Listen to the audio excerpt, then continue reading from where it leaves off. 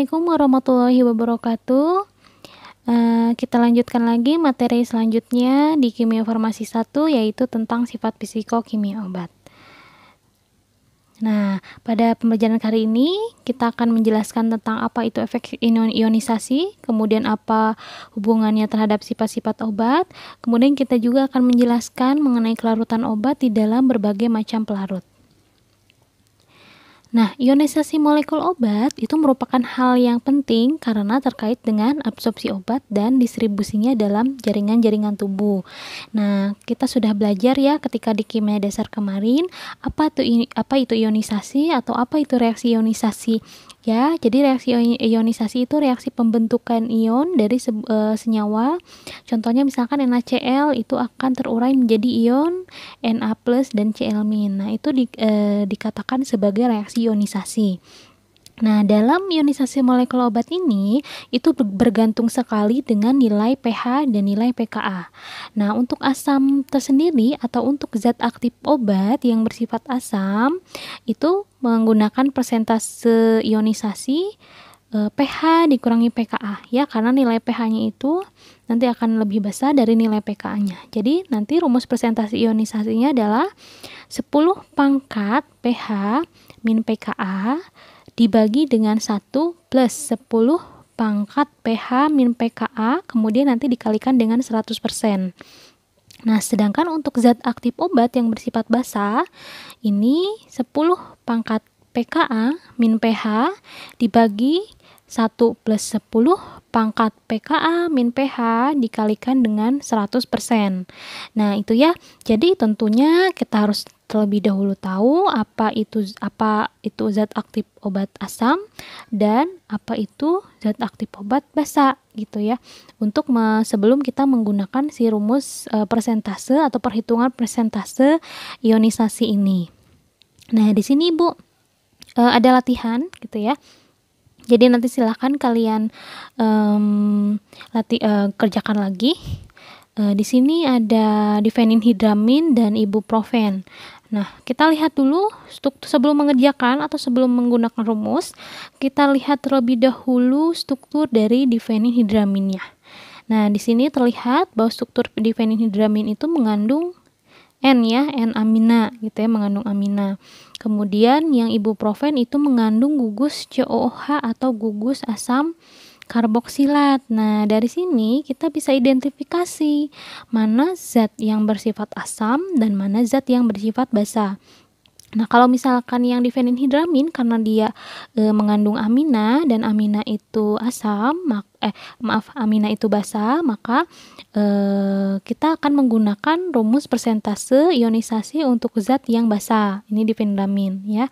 Sedangkan untuk ibuprofen karena dia ada gugus COOH-nya atau gugus asam karboksilatnya, maka di sini ibuprofen lebih bersifat dengan asam. Nah, sehingga ketika kita mengerjakan itu ya. Jadi untuk difeninhidramin kita gunakan untuk rumus yang persentase ionisasi untuk yang basa, sedangkan yang ibuprofen kita gunakan rumus persentase ionisasi untuk zat yang asam. Ya, kita masukkan nilai pKa-nya karena di sini sudah sama-sama sudah diberitahu, sudah diketahui pKa dan pH-nya. Jadi kita tinggal masukkan untuk yang difeninhidramin menjadi 10 pangkat 9, pKa-nya 9 dan pH-nya 7, jadi 9 dikurangi 7 dibagi dengan 1 plus 10 pangkat 9 dikurangi 7. Ini ya, pangkat 2. Kemudian dikalikan dengan 100%, hasilnya akan 99%. Jadi persentase ionisasi dari difeninhidramin ketika pH obatnya sama dengan 7 dan pKa-nya 9,0 itu adalah 99%. Nah, kemudian ibuprofen, ini kita tinggal masukkan nilai pH dan pKa-nya, pH-nya 7 dan pKa-nya 4,4. 10 pangkat 7 dikurangi 4,4 dibagi 1 plus 10 pangkat 7 dikurangi 4,4 dikalikan dengan 100%. Sehingga persentase ionisasinya adalah 99,75%. Nah, dari nilai ini itu sangat besar ya, nilai persentase ionisasi ibuprofen ketika pH-nya 7 dan difenhidramin ketika pH-nya 7 gitu ya. Jadi sangat tinggi atau mendekati 100% persentase ionisasinya. Nah, apabila persentase ionisasi ini tinggi, apakah baik atau tidak? Begitu kan pertanyaannya ya. Apakah baik atau tidak aktivitas biologis obatnya gitu. Kalau misalkan persentase ionisasinya tinggi. Nah, ternyata tergantung dari golongan zat tersebut. Jadi ada yang obat yang aktifnya itu dalam bentuk tidak terionisasi dan ada pula obat yang lebih aktif dalam bentuk ionisasinya. Nah, contohnya yang tidak terionisasi adalah asam lemah dan basa lemah. Nah, jadi tadi ya contoh fenobarbital tadi dan ibuprofen tadi itu contoh dari asam lemah dan basa lemah.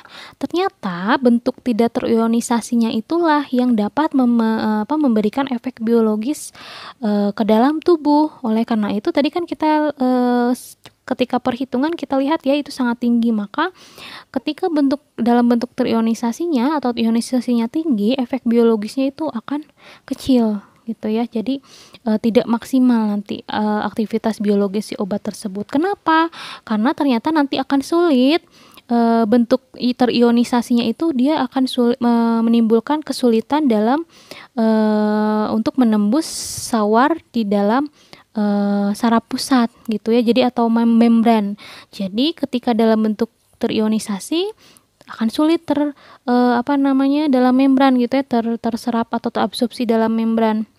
Sedangkan kalau dalam bentuk tidak terionisasinya itu akan lebih mudah gitu ya, akan lebih mudah menembus atau terabsorpsi di dalam membran-membran menuju saraf pusat. Nah, sedangkan kalau yang obat yang aktif dalam bentuk ion itu malah kebalikannya. Jadi ketika dia dalam bentuk ionisasinya atau derajat ionisasinya semakin tinggi atau persentase ionisasinya semakin tinggi, maka aktivitas biologisnya itu akan meningkat. Ya, jadi ini kebalikan dari yang golongan asam lemah dan basa lemah tadi. Nah, biasanya obat yang aktif dalam bentuk ionnya itu dia hanya memberikan efek biologisnya itu di luar sel. Jadi tidak masuk ke dalam sel tubuh gitu ya. Contohnya misalkan obat salep gitu ya, itu kan di luar sel, tidak masuk ke dalam sel-sel saraf pusat seperti yang obat yang aktif dalam bentuk tidak terionisasi. Nah, mengapa? Nanti akan Ibu jelaskan lebih di kelarutan ya. Nah, kemudian di sini kita lihat data perhitungan persentase dari fenobarbital jika dilihat dari beberapa macam pH gitu ya, pada beberapa macam keadaan pH atau keasaman. Nah, ada data yang terionisasinya dan ada data yang terionisasinya. Nah, jika kita lihat di sini kan fenobarbital itu dia bersifat basa lemah berarti ya. Nah, ketika dia pH-nya asam, persen terionisasinya semakin tinggi gitu ya, 100 gitu kan. Kemudian persen terionisasinya kecil.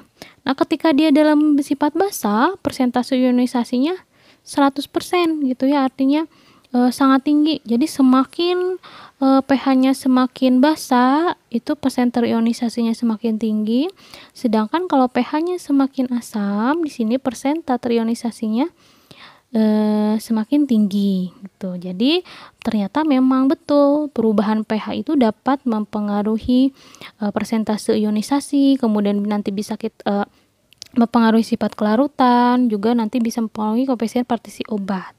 Jadi garam dari asam lemah atau basa lemah bentuk tidak terionisasinya itu lebih mudah diabsorpsi oleh saluran cerna dan aktivitas biologisnya itu sesuai dengan kadar obat bebas yang terdapat di dalam cairan tubuh gitu ya. Nah, kemudian ini tabel hasil data penelitian yang disadur dari Fourier, itu Principle of Medical Chemistry. Jadi di sini penelitiannya adalah tentang persentase obat yang asam dan beberapa obat yang asam dan yang basa di lambung dan usus halus tikus dan pada pH yang berbeda. Di sini contohnya Ibu contohkan satu yaitu asetosal ya dengan pKa 3,5. Jika kita lihat di sini pH pada pH 1 di lambung tikus itu terabsorpsi sebanyak 35%. Kemudian di usus halus pada pH 4 itu 41% gitu ya. Sedangkan di pH yang basah itu tidak ada yang terabsorpsi. Artinya kalau misalkan dia obat-obatnya bersifat asam, maka akan lebih mudah terabsorpsi pada keadaan yang asam pula gitu ya. Nah, sedangkan kalau misalkan yang basah, kita lihat di sini contohnya anilin, pK-nya 4,6. Nah, persentase terabsorpsi di dalam lambung itu lebih besar pada pH 8 ya, atau pada pH basah 56%. Sedangkan pada pH asam 6%, itu hanya 6% gitu ya. Pada pH 1 itu hanya 6%. Kemudian di usus itu lebih banyak lagi pada pH 8 yaitu 61%. Sedangkan pada pH 4 itu hanya 40% yang terabsorpsinya. Artinya kalau misalkan dia obatnya bersifat basah, maka akan lebih mudah terabsorpsi pada keadaan basah pula. Gitu ya, di sini juga sudah dijelaskan.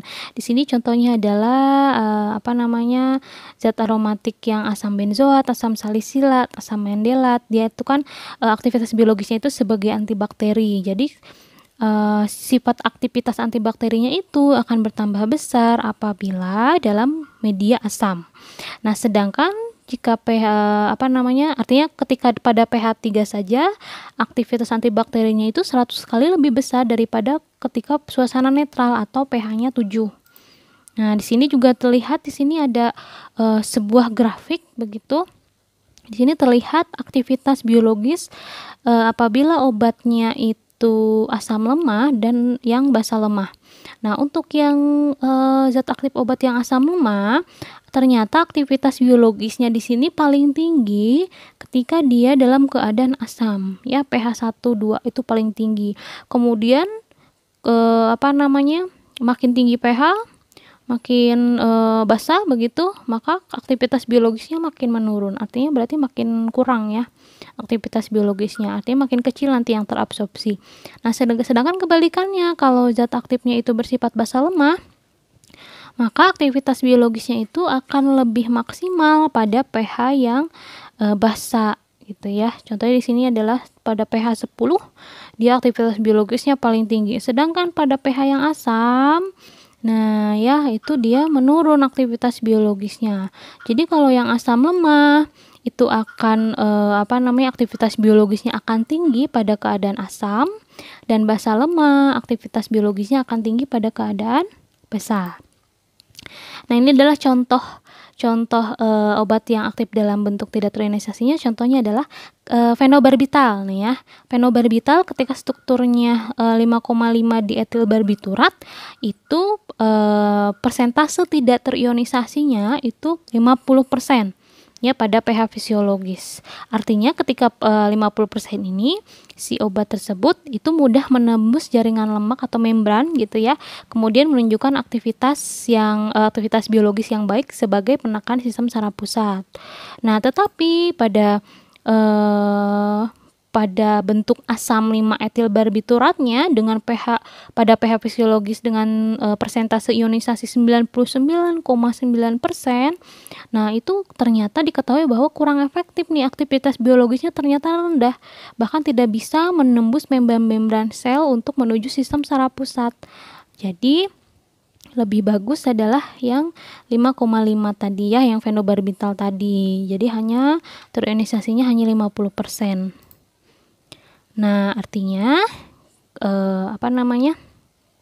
kalau misalkan obat yang dalam bentuk tak terionisasinya itu lebih besar aktivitas biologisnya gitu, maka di sini ada pula yang obat yang aktivitas biologisnya itu lebih besar kalau dalam bentuk ion-ionnya.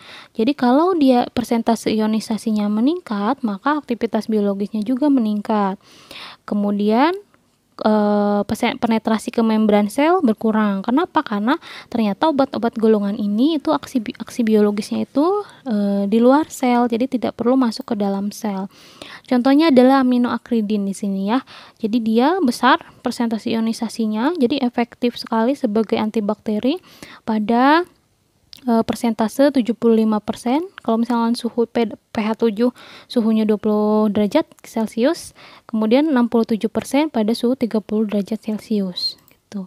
Ya, kemudian kita ke materi selanjutnya yaitu tentang kelarutan obat di dalam berbagai macam pelarut. Nah, di sini Ibu akan jelaskan mengenai prinsip dasar dari kelarutan. Ya, prinsip dasar dari kelarutan. Nah, di dalam kelarutan tersendiri itu ada yang dinamakan dengan dissolve like, artinya zat yang polar itu akan bisa melarutkan zat yang polar pula. Kemudian sebaliknya, zat yang non-polar itu akan bisa melarut pada yang non-polar. Jadi kalau misalkan dia zat yang polar itu tidak akan bisa melarut dengan zat yang non-polar gitu ya. Jadi inilah sebagai prinsip dasar dari penyusunan atau pembuatan sifat zat aktif obat, bagaimana caranya agar dia bisa masuk ke dalam membran sel gitu ya. Jadi nanti di dalam zat aktif obat itu, karena di dalam tubuh kita itu paling banyaknya adalah fase air begitu ya, zat cair, 70% dari tubuh kita itu adalah zat cair, maka nanti semua reaksi biokimia itu pasti berdasarkan pada kemampuan dia melarut ke dalam air. Sebaliknya, kalau misalkan strukturnya non air atau non polar, contohnya adalah lipid gitu ya, maka nanti akan di membran gitu ya, contohnya adalah di membran sel itu ada kandungan lipidnya, maka itu akan melarutkan molekul zat aktif obat yang non polar di sini ya. Jadi di dalam membran sel itu ada yang non polar, di sini yang kepala gitu ya. Jadi dia bersifat melindungi begitu ya, melindungi membran sel yang di dalam proses transport protein, atau bisa juga dalam proses masuknya suatu zat atau absorpsinya suatu zat melalui sebuah sel, itu pengaruhnya dari sini. Jadi ada yang hidrofobik atau takut air gitu ya, yang di sini yang di dalamnya itu, kemudian di luarnya itu adalah yang suka dengan air gitu ya. Jadi artinya yang polar, yang di dalam dan yang non polar. Nah, kelarutan itu merupakan sifat penting dari molekul obat karena obat hanya dapat berinteraksi dengan reseptor bila dalam bentuk larutannya. Makanya ketika kita berbicara tentang sifat asam dan basah gitu ya, kemudian sifat ionisasi obat, itu ada proses yang dinamakan dengan proses masukan gugus lain gitu ya, agar dia lebih polar, karena itu berpengaruh ke sini gitu ya. Jadi dia harus bisa larut di dalam air, maka dirubah dulu. Caranya dirubah adalah dengan memasukkan gugus OH dengan reaksi oksidasi ya, masih ingat ya. Kemudian juga bisa juga dengan ditambahkan gugus NH, gugus SH atau C-karbonil gitu. Jadi ini fungsinya adalah agar dia bisa lebih polar. Nah, dengan cara membentuk ikatan hidrogen ya. Kemudian kalau misalkan yang non polar, contohnya lemak, itu dengan senyawa non polar lain terjadi reaksi hidrofobik dan ikatan van der Waals. Jadi itu gaya-gaya bagaimana caranya dia bisa melarutkan air dan lemak gitu ya. Nah, hasilnya sama, nanti akan membentuk dispersi molekular solut di dalam solvent. Nah, ini contoh reaksi atau ikatan hidrogen yang terjadi gitu. Jadi ikatan hidrogen itu adalah ikatan antara hidrogen dengan oksigen, atau hidrogen dengan nitrogen, atau hidrogen dengan fluor. Jadi ini ikatannya kuat gitu ya. Jadi nanti akan lebih kuat mengikatnya. Contohnya ikatan hidrogen di intramolekular adalah O-nitrophenol. Dari sini ya, di H hidrogen dari si OH dengan si NO-nya gitu ya. Itu terjadi ikatan hidrogen. Nah, kemudian contoh hubungan kelarutan molekul obat dengan aktivitas biologis, contohnya adalah PABA atau aktivitas anestesi lokal ester asam P-aminobenzoat.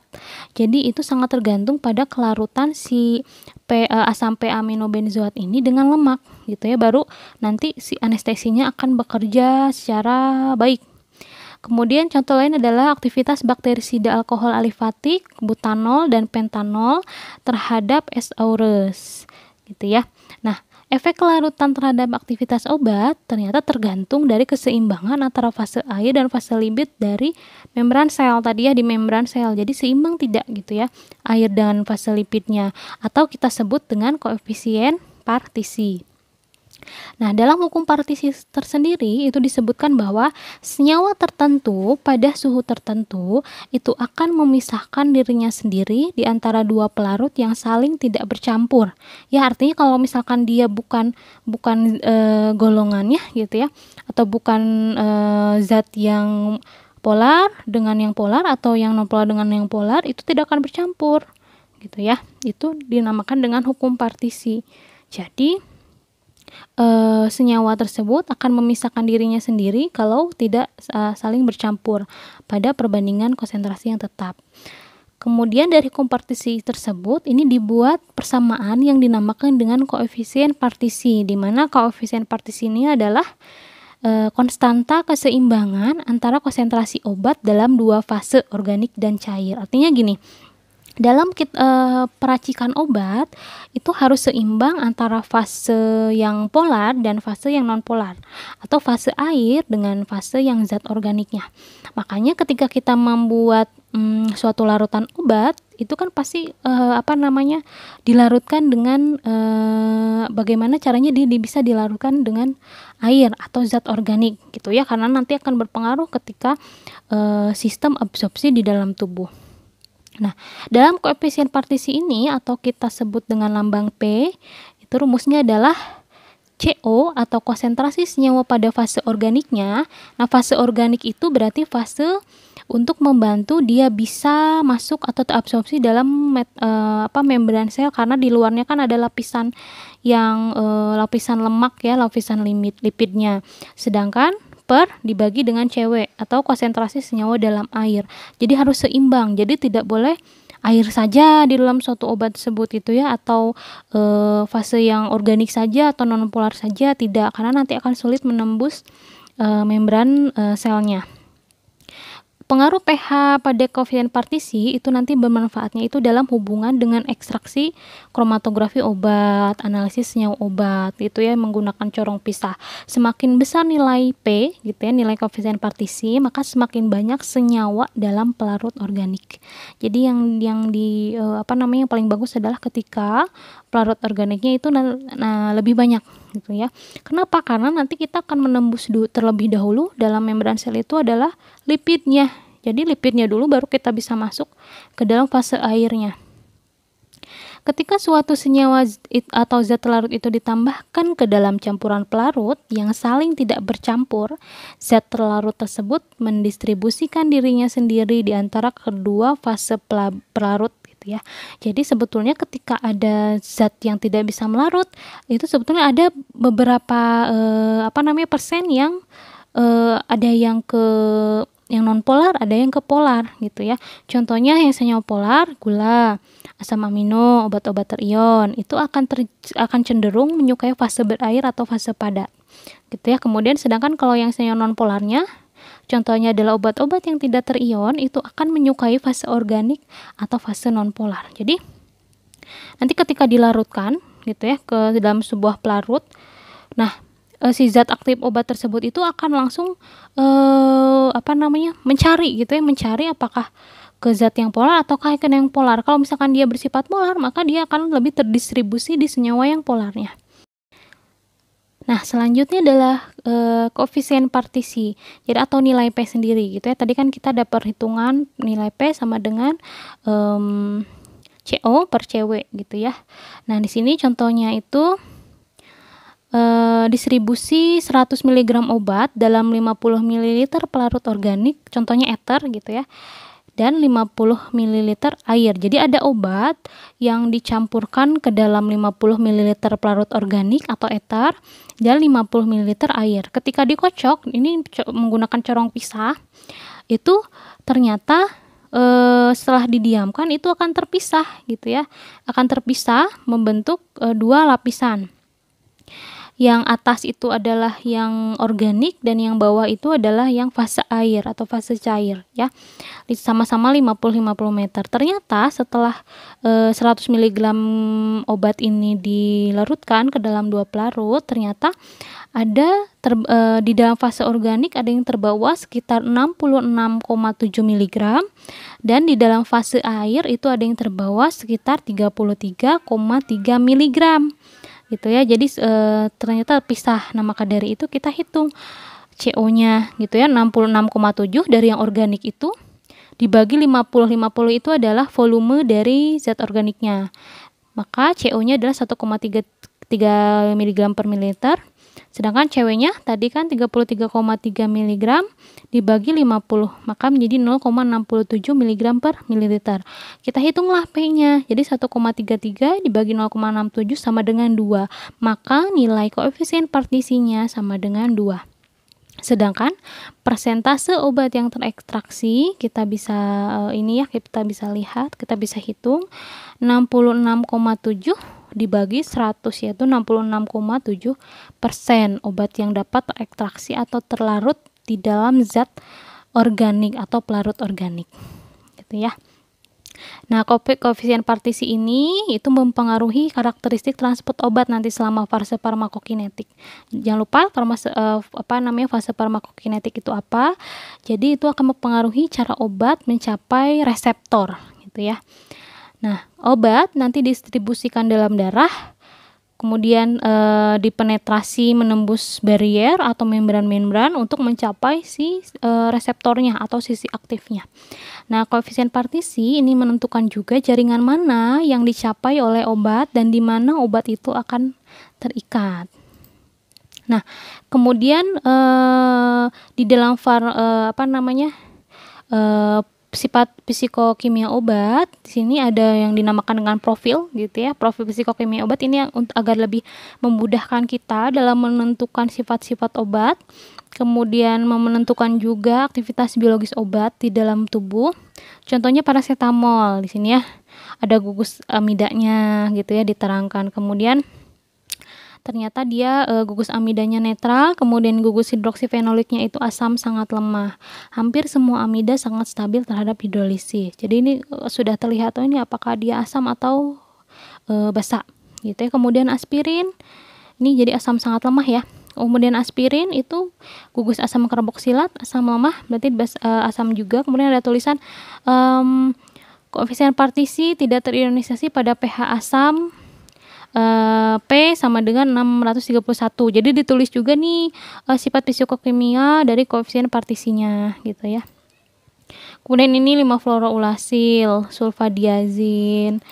Nah, isoprenalin, prednisolon ya, kalian bisa baca kembali dan tugasnya adalah yang pertama menghitung persentase dosis pentobarbital ini yang akan terion atau artinya persentase ionisasi gitu ya, persentase ionisasi dari pentobarbital jika pH-nya 7,4 dan pK-nya 8,6.